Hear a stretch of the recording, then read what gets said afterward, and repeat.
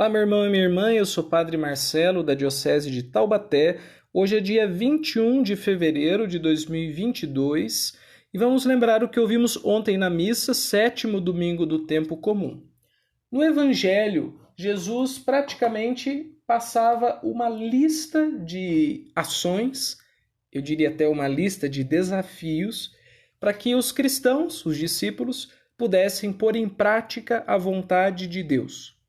Se a gente fizesse uma análise textual, exclusivamente textual, do Evangelho de ontem, a gente poderia dizer que o texto nada mais é do que um conjunto de frases, de sentenças, de fórmulas, mais ou menos estanques, separadas, que podem ser tomadas isoladamente para reflexão e para a prática. Por exemplo, amai vossos inimigos. Se alguém te der uma bofetada, oferece também o outro lado do rosto. O que desejais que os outros vos façam, fazei também a eles. Se emprestais somente de quem esperais receber, que recompensa tereis?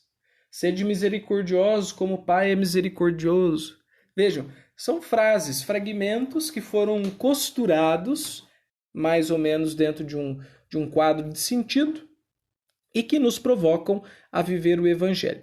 Então, a partir disso, vamos refletir sobre a vida religiosa como um espaço de desenvolvimento pessoal. Jesus nos convida não só ao bem-estar da fé, mas à superação a partir da fé. Bora refletir.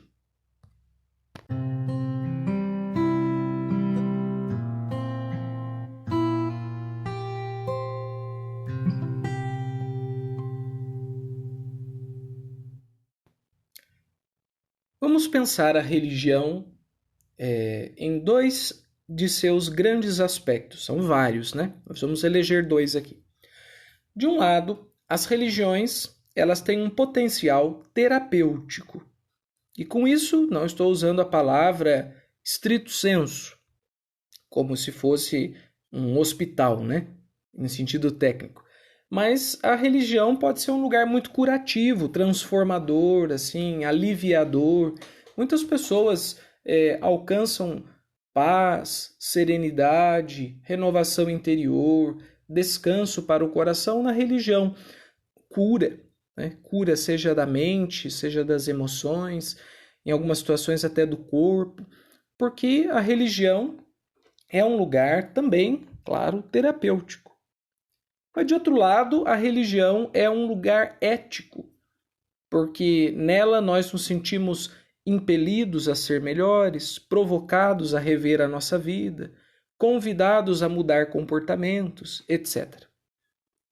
Se a gente fizesse uma análise no estilo de uma análise de mercado em cima das religiões, nós poderíamos observar que a religião que faz sucesso é sobretudo aquela que investe no terapêutico. E as religiões que estão cada vez menos interessantes aos olhos dos, abre aspas, consumidores de religião, fecha aspas, seria a religião ética. Essa que convida a mudança de vidas, a transformações, a desenvolvimentos pessoais, etc. Porque é uma religiosidade exigente. Se na terapêutica da fé Deus me pega no colo, na religião ética eu preciso andar com meus próprios pés. Se na vida terapêutica do espírito eu alcanço paz, serenidade, tranquilidade, na dimensão ética da fé eu alcanço, na verdade, o contrário. Eu tenho dor de cabeça, eu tenho problemas a resolver, eu me sinto responsável pela dor do mundo, então não é só tranquilidade. Eu me lembro, numa ocasião, num atendimento, uma pessoa falou assim: Padre, eu não gosto de ter certos sentimentos, eu não gosto de sentir indignação, não gosto de sentir raiva, porque esses sentimentos me fazem me sentir mal. E eu refletia com essa pessoa sobre o fato de que, às vezes, esse sentimento de raiva ou de indignação é desnecessário, é um sentimento que vem para atrapalhar a nossa vida cristã, a nossa vida com as pessoas. Mas em outras ocasiões a gente precisa se indignar. A gente precisa se sentir assim, desinstalado, porque senão a gente nunca vai ter um olhar crítico para a realidade e a gente nunca vai poder ajudar a realidade a ser um lugar melhor. Então, a indignação não traz um sentimento bom, realmente, mas ela traz efeitos bons, porque o indignado, aquele que não se contenta com a realidade, é ele que é o profeta, é ele que é o empreendedor, para usar uma linguagem moderna, é ele que é o criativo, o inovador, porque o insatisfeito é que transforma as coisas, mas o sentimento de insatisfação é ruim mesmo. Então veja, dentro do binômio que a gente está usando, dessa pequena classificação, o insatisfeito, ele não está na esfera terapêutica, porque ele está inquieto. É ruim ficar assim. Mas ele está na ética, porque ele pode fazer ações transformativas e intervenções pedagógicas transformadoras no mundo, na família, na igreja, onde quer que seja. Eu chamo de pedagógica aqui no sentido amplo, né? Porque existem intervenções que não são boas, que não são educativas, que não são transformadoras para o bem de todos. São, na verdade, só invasões na realidade. São, para usar uma outra linguagem, também muito recente assim no uso da palavra, uma abordagem colonizadora, né? A gente entra e domina a realidade. Mas não é isso que eu estou falando. Estou falando de intervir no sentido de cuidar, ou para usar uma expressão mais religiosa, bíblica, pastorear a realidade. Não é dominá-la, mas pastoreá-la.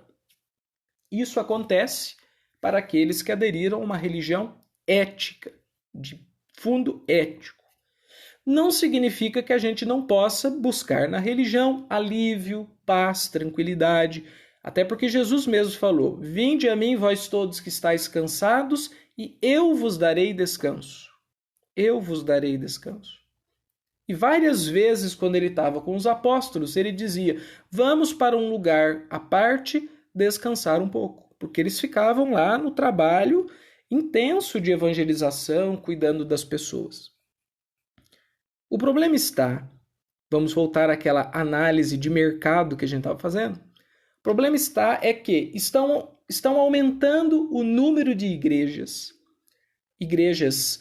recentes, novas, recém-fundadas, né, de fundadores contemporâneos, ou repaginações de religiões antigas, de filosofias antigas, como, por exemplo, o cristianismo, o budismo, o hinduísmo e outras formas tantas, que são exclusivamente terapêuticas, que tiram de nós a inquietação, que fazem com que a gente se sinta sempre bem, mas nunca pense nos outros.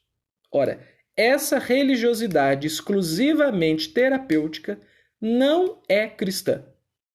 Porque no cristianismo, que é uma religião complexa, que abrange diversas dimensões da vida humana, o compromisso, a responsabilidade, a ação, a transformação pessoal são parte do nosso pacote de fé. E daí entro no segundo ponto da minha reflexão. A religião precisa ser um lugar de desenvolvimento pessoal. E para isso ela tem que ser abraçada na sua dimensão ética. Daí a gente vai para o texto do Evangelho de ontem. Tudo que Jesus falou, amar os inimigos, ser misericordiosos, não julgar, perdoar, não condenar, dar mais do que esperar receber, amar inclusive os nossos inimigos, e assim vai, né? Uma lista de grandes desafios para nós. O que é esse texto? Esse texto ele é uma dimensão muito comportamental, ativa, moral da nossa vida cristã. Eu diria que é uma das páginas mais desafiadoras do Evangelho.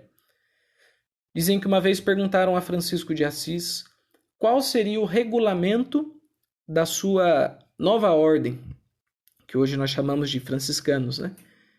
Porque cada ordem religiosa tinha um regulamento. E Francisco teria dito assim: basta-nos o Evangelho. O Evangelho é a nossa regra, nosso regulamento. Parece romântico, né? Parece bobo, mas é muito sério. Olha o Evangelho de ontem. O evangelho de ontem é tão difícil, tão desafiador, tão concreto, que ele bem poderia ser mesmo a nossa regra de vida. É que nós espiritualizamos o evangelho. Fizemos o evangelho se tornar uma coisa abstrata, um vapor, um bom odor. Parece que o evangelho é uma espécie de fumaça de incenso que fica assim no nosso ambiente para deixar as coisas mais agradáveis.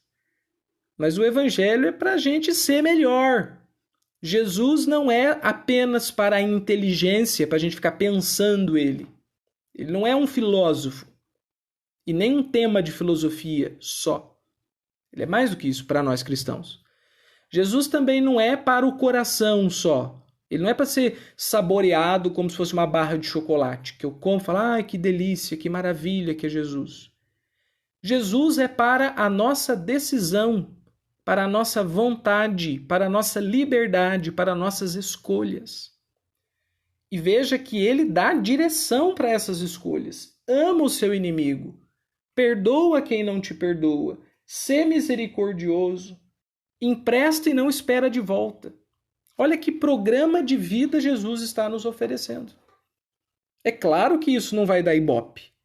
Numa análise de mercado, os gráficos de Jesus vão cair rapidamente, porque a proposta dele é uma proposta de desenvolvimento pessoal profundo, conforme a vontade de Deus, para o bem de todas as pessoas. Então, primeiro, ele é profundo, não é um livro de autoajuda.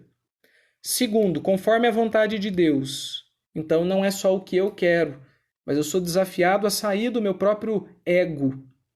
E terceiro, não é só para o meu benefício pessoal, mas é para o benefício de todas as pessoas que convivem comigo. Eu fico impressionado porque a gente vai vendo que estão crescendo cada vez mais as tendências de espiritualidade empresarial. E muitas empresas trabalham com espiritualidade com os seus funcionários, e algumas empresas são empresas de espiritualidade que ofertam espiritualidade como um produto para outras empresas. Em si mesmo isso não é um problema. Agora, a minha preocupação de ordem ética é a seguinte: para que nós fazemos um retiro espiritual para empresários? Para que eles sejam crápulas? Pessoas fechadas no seu egoísmo, preocupadas apenas consigo mesmas? Para que os funcionários entrem em competição desumana? Para jogar as pessoas umas contra as outras?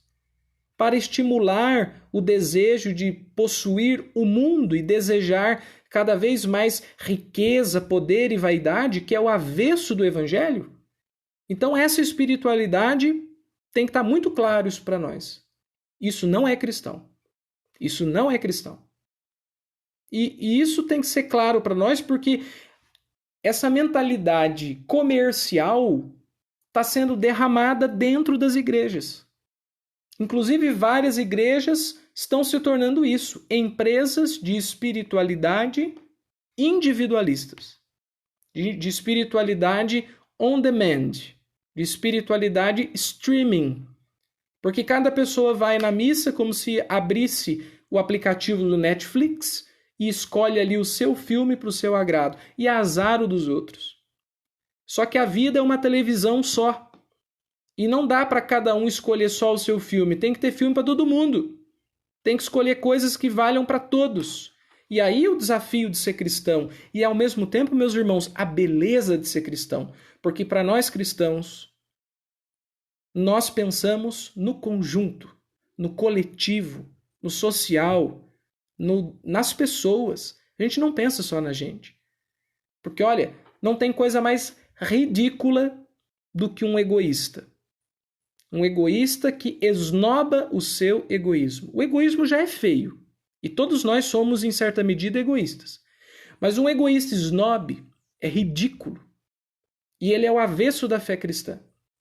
E há uma tendência de espiritualidades nas empresas e também nas igrejas e nas religiões, sejam as velhas, sejam as novas, de tornar Deus, a fé, os ritos, as escrituras sagradas, um grande espaço de motivação individual, sem preocupação com os irmãos. A nossa vida é uma vida com irmãos. Isso tem que estar muito claro. A nossa prece, a nossa oração é uma oração com irmãos. A gente não reza só por nós, a gente reza pelos outros. Então, aí está a grande questão. O cristianismo é uma religião de desafio, ainda que também seja terapêutica. Somos convidados a assumir comportamentos conforme o Evangelho e não só viver conforme nossas inclinações pessoais e o nosso ego, porque senão a gente nunca vai se superar. Jesus nos chama a dar giros de vida, é o que ele chama, o que a gente chama de conversão. Conversão não é a gente passar de ser um maluco beleza da vida e se tornar uma carola de igreja. Conversão não é ser um doido no cotidiano e depois se tornar um santinho de véu e de roupa comprida na igreja. Conversão é a gente mudar as nossas atitudes e não só as nossas roupas.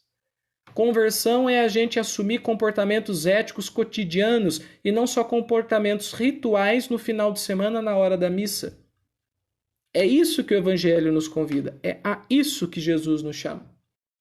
E para encerrar, para isso a gente precisa de rezar. Porque ninguém consegue sustentar uma vida ética sem uma seiva interior nutritiva. E o que nutre a seiva da nossa decisão, da nossa prática, é a oração. Dizem que Madre Teresa de Calcutá uma vez perguntou a um cardeal, o próprio cardeal contou essa história. Eminência, quanto tempo o senhor reza por dia? Quanto o senhor reza por dia? Ele respondeu assim, olha, eu rezo a missa todos os dias, rezo o terço e rezo também a liturgia das horas, que é uma oração típica dos padres e dos religiosos, né? Quem é consagrado. Madre Teresa falou assim para ele, é pouco, eminência, é pouco. É preciso rezar muito, muito mais, para que o amor de Cristo permaneça no coração da gente e a gente possa amar os nossos irmãos.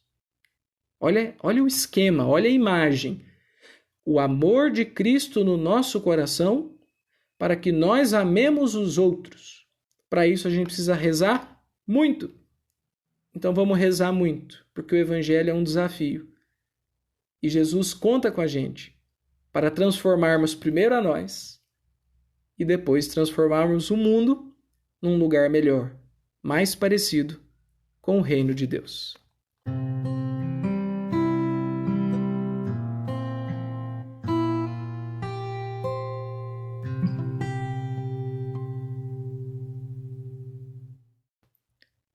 Estamos começando mais uma semana e eu gostaria de deixar a seguinte proposta de oração para você.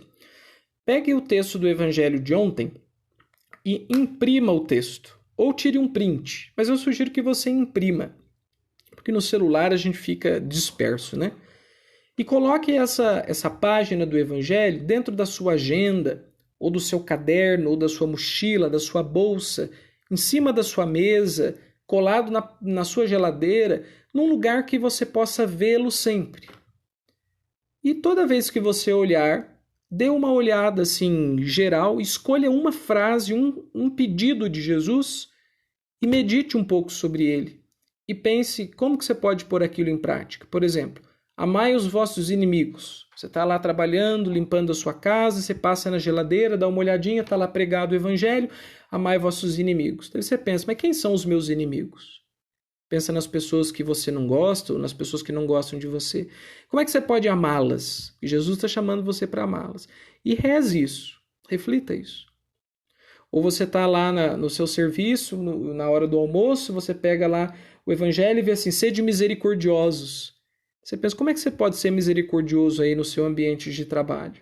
Então, durante essa semana, tenha esse Evangelho o tempo todo diante dos seus olhos. E se pergunte sempre muito praticamente, como eu posso pôr isso em prática? Tenho certeza que vai ser uma experiência muito transformadora, ainda que seja muito desafiadora. Desejo para você um excelente exercício espiritual. Aproveite.